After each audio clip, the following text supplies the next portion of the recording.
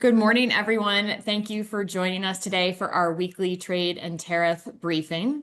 I'm Erin Berry, Vice President of Government Affairs for Merit Medical Systems, and I will be today's facilitator.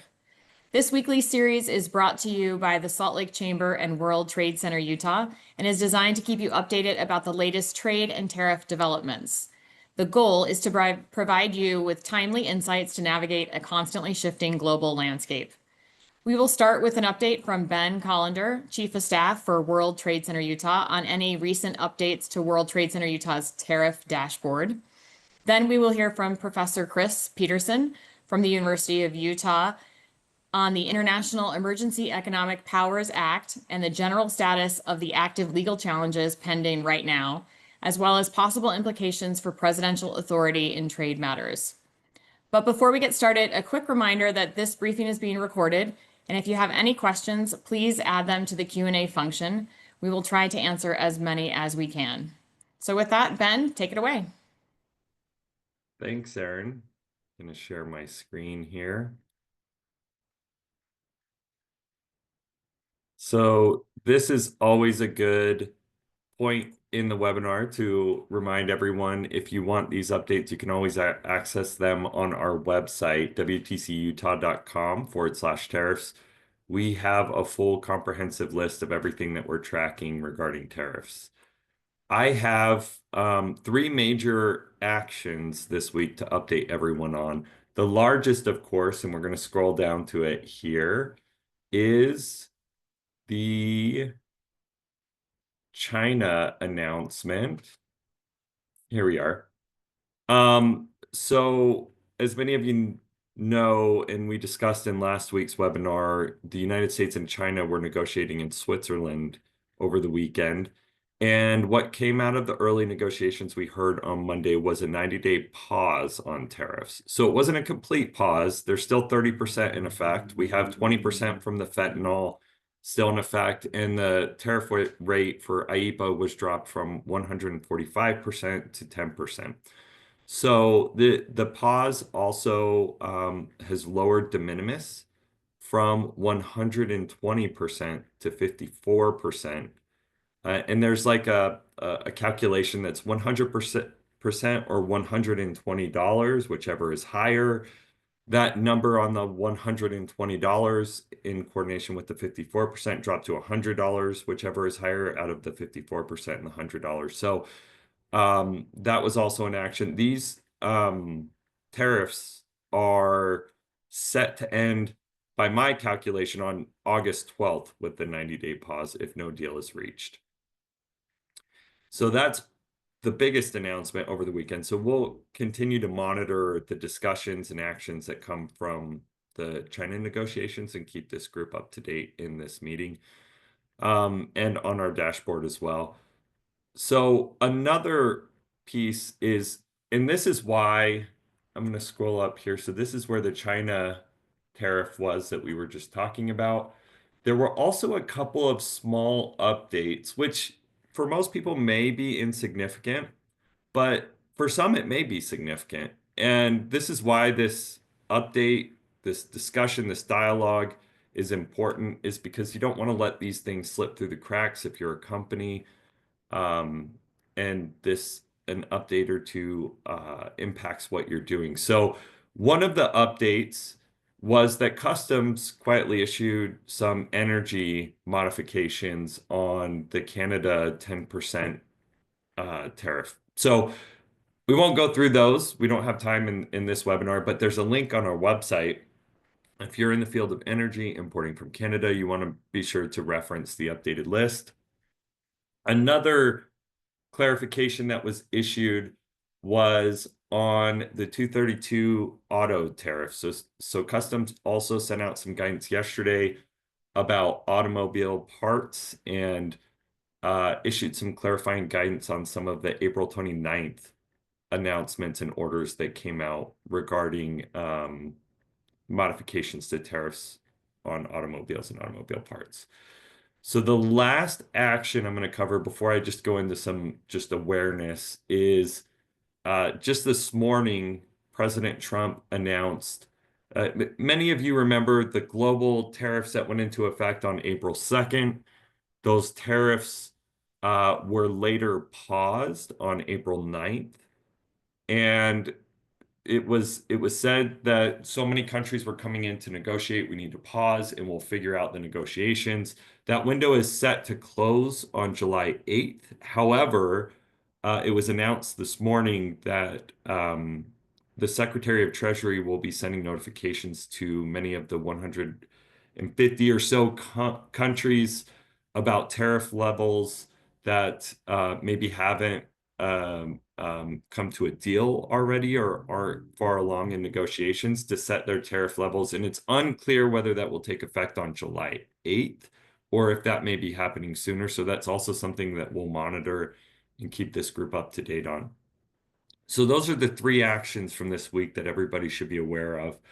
Another consideration for just milestones coming up is that we have some public comment that is set to close, and I'm looking for the right here.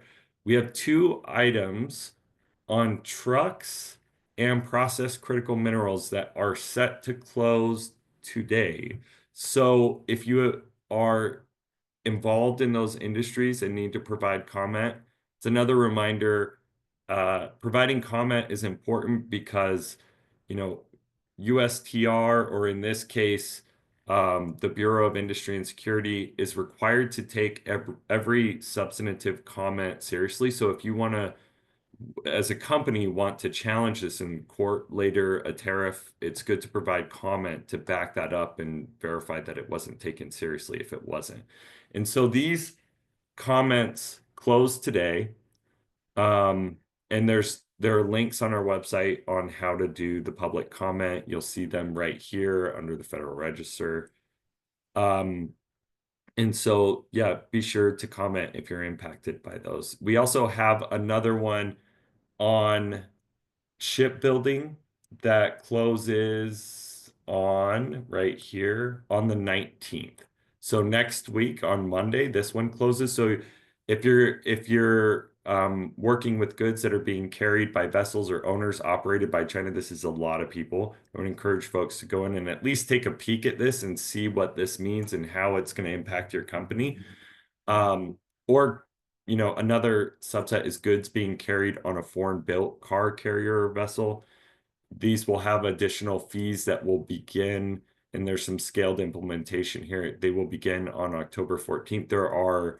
There's another investigation that's sort of a subset of this one that may impact an expanded set of goods. So people want to be monitoring that. There are just a couple of quick housekeeping things, and then I'll be done and I'll give Chris the rest of the time. But our team is actively trying to make our dashboard more useful and easier for companies. There's a new feature added. It's in beta mode right now, so it's not, if it spits out something that's not right, we're going through iterations testing, but right now it is functional. And it's in the search side, you can put in a country and it will list the tariff. So if you're primarily concerned with, let's say, Afghanistan, you type it in and you scroll down and you could see the list of tariffs that may be applicable to Afghanistan, right? So just one useful feature to help make it easier to navigate the page. We're also working actively on a deals page because, for example, with the UK, how the deal was announced last week, it modifies several tariffs. And so to modify every tariff for every country that makes a deal is going to be unwieldy. So we're going to add a second dashboard for deals that companies can go back and reference as well to help make that navigation a little bit easier. So that's where I'll stop, and happy to answer any questions. And if not, hand it off to Chris. Well, thanks, Ben. And thanks, Erin, and to everybody at the Chamber of Commerce and at the World Trade Center. I'm Chris Peterson. I'm a law professor at the University of Utah. I teach, it's an honor to be asked to be here. And I see it as a, part of my job as a law professor hired by the state government to be a useful resource for businesses and the public. And so I'm happy to try to help out. But I gotta give some caveats here. I'm not an expert on international trade. I teach constitutional law and contract law, taught commercial law for 20 years, and a lot of my practice experience has been focused on consumer financial services. I worked at the CFPB back during the Obama administration. Also worked at the Department of Defense, and I also worked for a couple of years as a lawyer for a boutique appellate law firm called Gupta Wessler. That although it's a small firm, has one of the largest U.S. Supreme Court practices. And so a lot of my practice as a lawyer has been at the intersection between business law issues and constitutional law. And so it made some sense for the Chamber of Commerce to ask me to maybe try to give a little bit of perspective about some of the cases that are developing, challenging the Trump administration's Liberation Day tariffs in particular. So as I think most of you know, there are different statutory bases that the Trump administration has cited for some of its different tariffs. My comments are going to focus on the this international emergencies statute that was cited as the principal basis for the tariffs that were imposed on Liberation Day.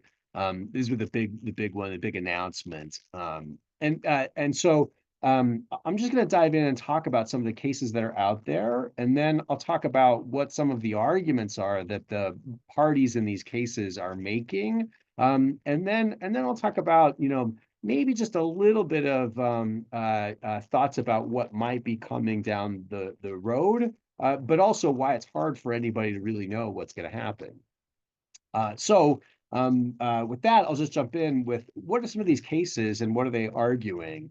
I think that, so first off, I may be missing some of them. This is not, following all these cases is a full-time job, and I've got exams to grade and papers to write. I'm working on a book, and I just don't have time to track down all of this stuff. But there are at least 5, I think, serious legal challenges to the Liberation Day tariffs that are citing an international, an economic emergency as the justification for the tariffs. First off, there's the California versus Trump case. So Governor Newsom and Attorney General Rob Bonta in California have sued the Trump administration, saying that the tariffs are unconstitutional under the United States Constitution. It's a pretty serious challenge. This is obviously a well-resourced state. California has sued on their own, separate from any other state, and their lawsuit is pending in federal district court in California. They've got a number of different reasons why they think the tariffs are unconstitutional, and I'm going to come back to all their reasons and all the other cases in later on in my comments. The second big case that I'll mention is not California, but Oregon and a group of 11 others. So 12 states have also combined together to sue the Trump administration. And those states, Oregon, New York is also in this group. They're just being candid, they're all Democratic states, blue states, with the exception of Arizona, has also joined that lawsuit, maybe more of a purple reddish state, but in any event, they've also joined that lawsuit. That case is not, it's also in federal court, but it's in the U.S. Court for International Trade, which a lot of people, maybe this group is familiar with. A lot of folks are not familiar with that court. It's a Article III court that was created by Congress back in 1980.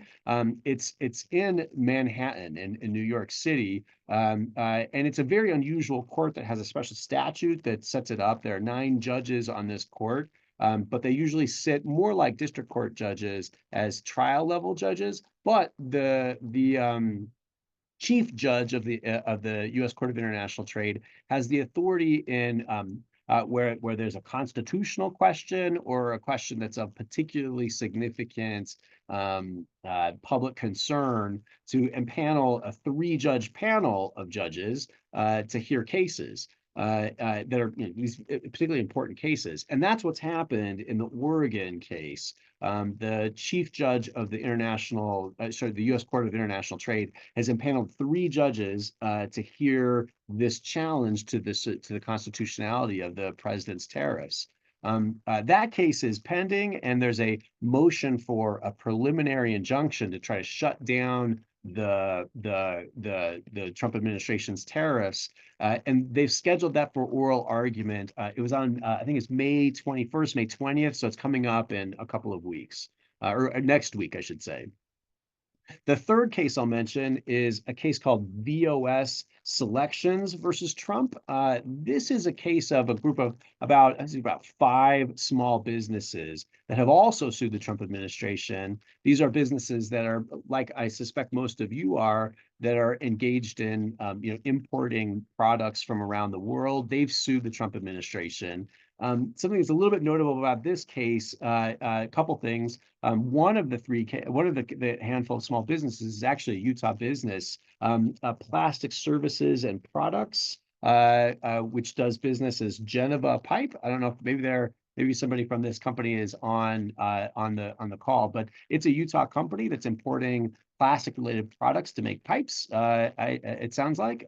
Not familiar with the company, but shout out to a local company. The named company, VOS Services, is a wine and spirits importer that obviously buys liquor and wine from France and Italy and other places, and they're obviously paying very high tariffs now on the spirits that they're importing. That case is being brought by is being brought in combination with a libertarian-leaning think tank, a politically conservative or right side of the political spectrum think tank that is assisting those businesses and getting pretty top shelf legal representation. They have also filed in the U.S. Court of International Trade, and they also have a pending motion for preliminary injunction, or also a summary judgment motion, which is an odd posture, but it means that the judges, if they want to, can either do this temporarily, or they could just give a final disposition in the case if they think it's appropriate to do so, because there aren't a lot of fact questions. You don't need a trial here. Everybody agrees what the basic facts are. What they need is certainty about what the law says. That is pending, and it's already received oral argument. The 3-judge panel, also the chief judge of the court, also impaneled a 3-judge panel for that case as well, and it has already proceeded to oral argument. The Trump administration on one side and the small businesses duked it out, and actually, to try to prepare for today, I listened to the entire oral argument. It's almost 2 hours long. Last night, as I was falling asleep, to try to see if I could give you some advice about all this. It was hotly contested, collegial on both sides. It was hard to see where the judges were leaning. They were asking very difficult questions to both sides on some pretty profound constitutional law questions.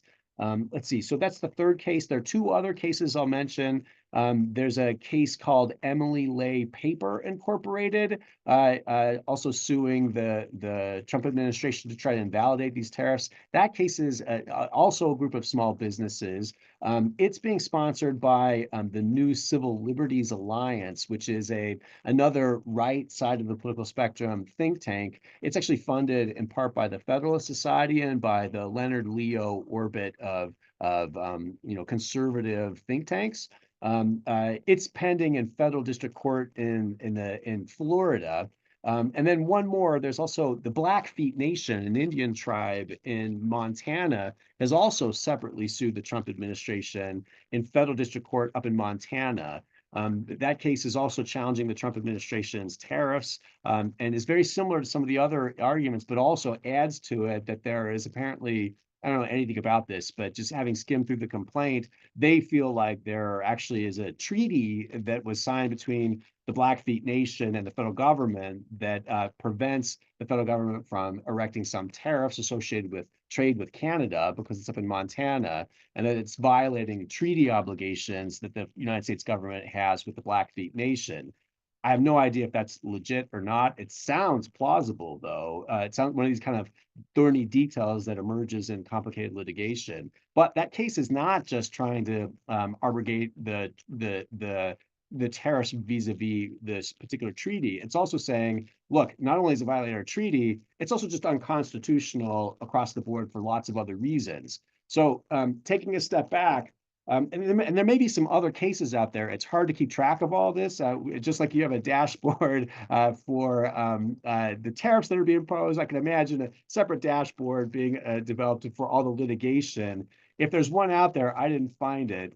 So I'm just trying to piece this all together by digging through court filings and the internet and news sources. So at least 5 very serious, well-funded, thoughtful cases that are challenging the Trump administration's tariffs, at least for the Liberation Day version of those tariffs. So what are some of the arguments that they're making? There are a bunch, and we're not gonna have time to go through all of them, but I'm just gonna give you maybe a high-level summary of a couple of the key legal arguments that strike me as being pretty plausible arguments. So the first is that the premise for the Trump administration's unusual posture in deploying these tariffs is that there's a national emergency that's taking place. Well, it's a little bit hard to say exactly what that emergency is. Emergencies usually have a connotation of there's something being sudden or unexpected, like an earthquake or a terrorist attack, or somebody does an embargo. But what we really have here is more of like a gradual accumulation of trade imbalances, arguably. There's also fentanyl that's coming in as cited by the president, but there's been drugs being snuck into the country for a long time. What's sudden and unexpected about this as opposed to anything else? But maybe there's an argument that it's just cumulatively gotten worse and worse and worse, and now at this point it's not sudden, but it's just gotten to the point where it's maybe fallen off of a cliff, and now it's an emergency. That's, I think, the Trump administration's argument. The parties in all these cases are saying, listen, that's not an emergency. You only can invoke this statute in an emergency, and that the courts should be able to have some ability to exercise judicial review to come in and say, you know what, Mr. President, respectfully, it's not an emergency, and this is not the type of thing that allows you to invoke this special international emergency power that Congress has delegated to you. So I think there's a very close, a very plausible argument that that's not a sufficient basis for invoking the statute. So that's that. Next is that there are opportunities for the president to use delegated power from Congress to set tariffs, but there's a procedure in most circumstances where Congress has set out that the president has to follow, which provides, receiving public comment, sending a report to Congress, some back and forth about how that mechanism, how that's supposed to work. And in these tariffs, he did not follow those procedures. Instead, he just said, emergency, we're massive tariffs across the board. That's not the normal procedure that Congress has expected the president to follow in imposing tariffs. So it's a very unusual procedural posture that the president invoked in these Liberation Day tariffs. And so why did you not follow the normal procedure, Mr. President? That puts the administration's legal standing or legal foundation on a somewhat more precarious stance. That and part of why this is so important about which statute the administration is using. Yeah, Ben, looks like you want to jump in with the question? Or I saw your hand up. Yes. Yeah. So I raised my hand because point of protocol, I tried to drop it in the questions chat and it didn't. As panelists, we can't ask you questions in that way. So I was like, I could either raise my hand or do the chat. But no problem. I'm curious, in your court cases that you're monitoring or that you've listed, if you've seen if these only apply to the IEEPA tariffs. So I don't know about you. I haven't seen anything on the variations for the 301 and the 232 tariff. It's mainly been focused around the IEPA, which are also, from what we've heard, the hardest for businesses because it's very short, overnight, sometimes uncertain. There's no process. It's just because I said so.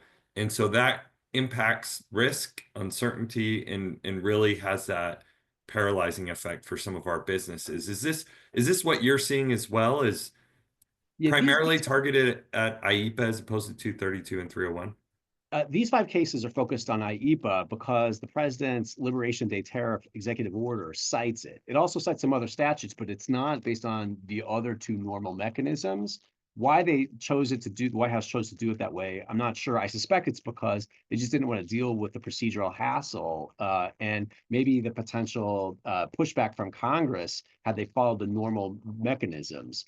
Which is part of why it's a precarious position for the president to be in or the administration to be in. Recall, of course, that the Constitution, Article 1, Section 8 of the Constitution, clearly says that taxes and tariffs are a congressional power, not an executive power. The president does not have any inherent authority to impose tariffs, even in times of an emergency. So the only way he can impose tariffs is if there's a statute that says he can. And the one that that the president himself is focused on with respect to these 5 cases that I've mentioned is IEPA. But here's the problem. In the next, IEPA does not mention tariffs. It never says anything about tariffs. It doesn't say anything about taxes. It says that in kind of emergencies, the president can regulate, is maybe the most directly relevant verb.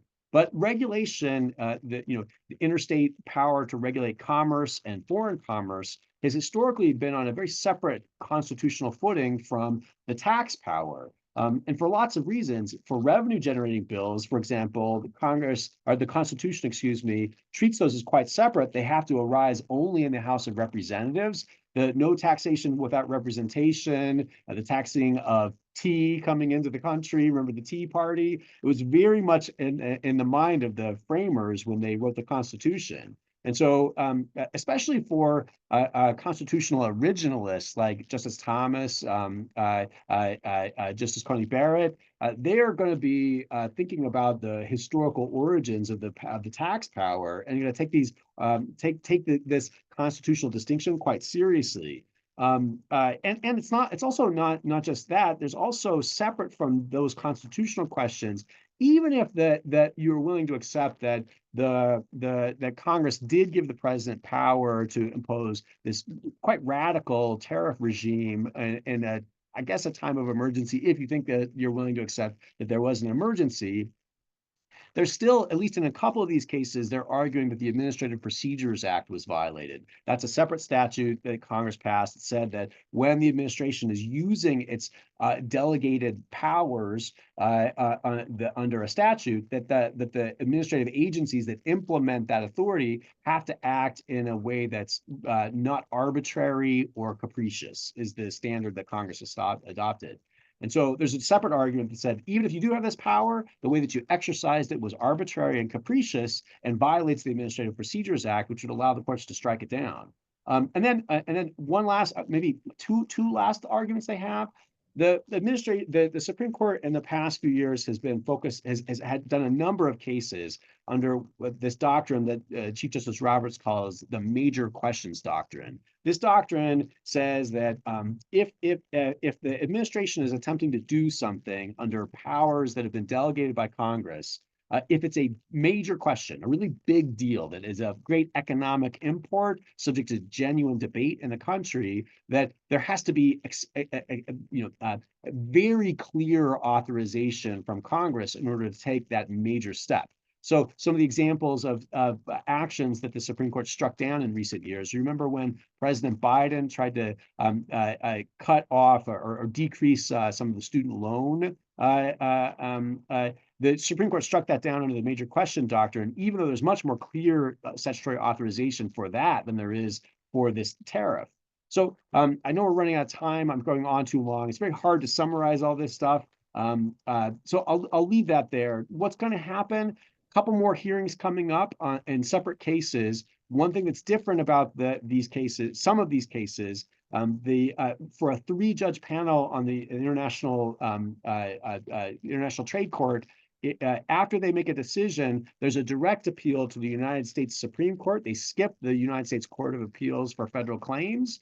So that could get it maybe on a somewhat more fast track to the U.S. Supreme Court. Also, that California case, state governments can appeal directly to the United States Supreme Court under certain circumstances. So they might also be able to skip the Ninth Circuit. The Blackfeet Nation and the case in the Northern District of Florida don't have that ability to skip over the intermediate U.S. Courts of Appeal for the Ninth Circuit and for the what's called Florida is the 11th Circuit. So maybe a little bit faster, but they can't skip over to the United States Supreme Court until there's actually a decision in some of these lower court cases.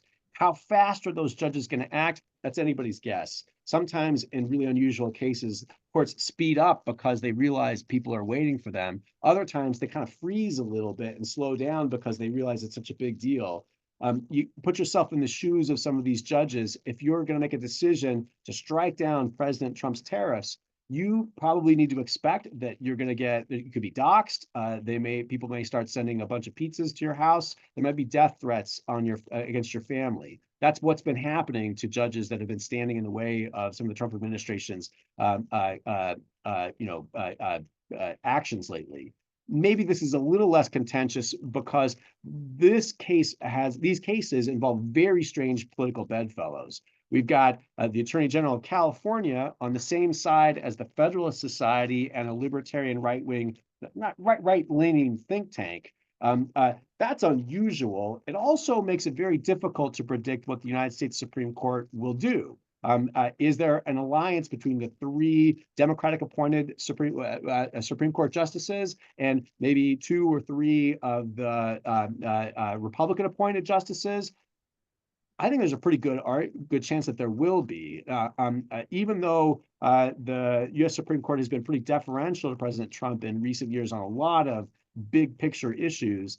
It's not so clear to me that President Trump is going to win these cases. I hesitate to ever pull out a crystal ball on such a confusing, highly unprecedented case as these cases are likely to be. But if one makes its way to the Supreme Court, I think there is a very substantial chance that at least these IEEA tariffs will be struck down as unconstitutional because of the thin statutory justification, the major question that's being asked, and the unusual alliance of political bedfellows that are all rising up in opposition to the president. That being said, people don't like to stand up to President Trump on the right side of the political spectrum because he's vindictive. He also may just ignore the United States Supreme Court, which should be chilling to everyone. That's sort of what's happening right now in this high-profile immigration case where the Supreme Court has ordered him to exercise efforts to get back, what's his name, Garcia, from this gulag in El Salvador.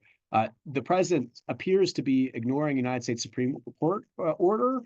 That is almost unprecedented. Like that just virtually never happens.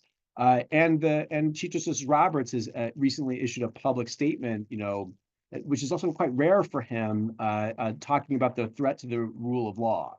So there's a lot going on in our country right now that should be chilling to people that realize that we use laws to resolve problems in our society. And right now we have a president who is just without justification from Congress, in real tension with the plain language of the United States Constitution, restructuring our economy, and at the same time, in other cases, maybe arguably getting pretty close to ignoring court orders. So what's going to happen? I don't know. It's really scary to me, though. I've never seen anything like it. I think it's more, people throw around the word constitutional crisis a lot in the press. I try to be very circumspect about doing that. I don't know that we're there yet, but we're getting darn close. Well, thank you. Thanks, Professor Peterson. I think that was really insightful. Hopefully, maybe you join us again for part 2, and we could have you back and continue this dialogue. But it looks like we're out of time. I'm checking the questions.